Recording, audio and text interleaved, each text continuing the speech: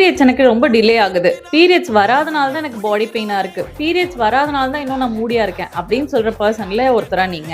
Periods வராதது நல்ல விஷயம்னு சொன்னா என்ன பண்ணுவீங்க? பிகாஸ் உங்க பீரியட்ஸ் வராததுக்கு ரீசன் வந்து அந்த போன சைக்கிள்ல இருந்து இந்த சைக்கிள்குள்ள இடப்பட்ட நாட்கள்ல 14 நாட்கள் வந்து ஒரு கைண்ட் ஆஃப் ஹார்மோனும், நெக்ஸ்ட் 14 டேஸ் வந்து இன்னொரு கைண்ட் ஆஃப் ஹார்மோனும் பீக்ல இருக்கும். ஸோ அந்த ஹார்மோனோட ரொட்டீன் வந்து இம்பேலன்ஸ் ஆகும்போது அதுக்கு காரணம் மூவ்மெண்ட், ஃபிசிக்கல் ஆக்டிவிட்டி, உங்களோட ஃபுட் பேட்டர்ன், உங்களோட ஸ்லீப், உங்களோட ஸ்ட்ரெஸ், இது எதுவாக வேணா இருக்கலாம். பட் வந்து இதில் ஏதோ ஒன்று நீங்கள் ஸ்லைட்லி மிஸ் பண்ணதுனால மட்டும்தான் உங்கள் ஹார்மோன் இம்பேலன்ஸ் கிரியேட் ஆயிருக்கு. ஸோ இதை ஸ்டாப் பண்ணணும்னு நினச்சிங்கன்னா கண்டிப்பாக இதில் ஏதோ ஒன்று நீங்கள் கரெக்ட் பண்ணணும். ஸோ உங்கள் பீரியட்ஸ் அதை தான் இண்டிகேட் பண்ணுது.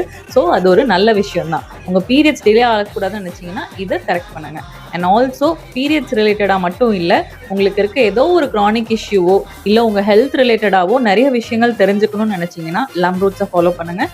அது மட்டும் இல்லாமல் பீரியட்ஸ், ஹார்மோன்ஸ், பிசிஓடி இது ரிலேட்டடாக இஷ்யூஸ் இருக்குன்னு நினச்சிங்கன்னா ஹார்மோன்ஸ்ன்னு கமெண்ட் பண்ணுங்கள். உங்களுக்கு என்ன டீட்டெயில்ஸ் வேணுமோ அதை நான் ஷேர் பண்ணுறேன். Thank you all.